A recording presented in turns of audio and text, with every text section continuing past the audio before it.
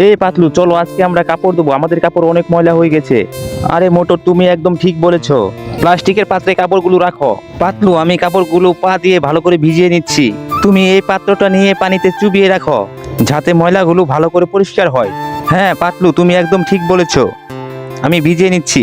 পাতলু, আমরা প্রতিবন্ধী, আমাদের কেউ সাহায্য করবে না, আমাদের নিজেদের কাজ নিজেরাই করতে হবে, যত কষ্ট হোক নাই কেন। এই তো আমার ভিজানো প্রায় শেষ, এখন না এটাকে সাবানের গুঁড়ো লাগাতে হবে।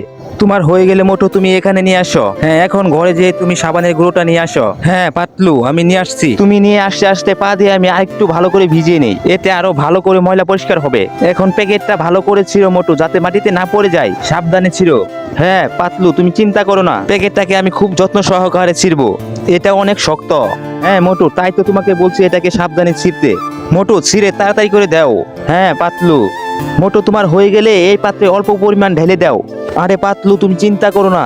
এই মোটু, সাবধানে সাবধানে সাবধানে। মোটু, তুমি ঢালো, আমি পা দিয়ে ভালো করে ভিজিয়ে নিচ্ছি।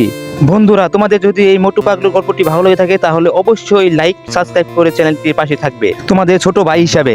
প্রতিবন্ধীরা মানুষ, পারলে প্রতিবন্ধীদের অবহেলা নয়, ভালোবাসা দিও।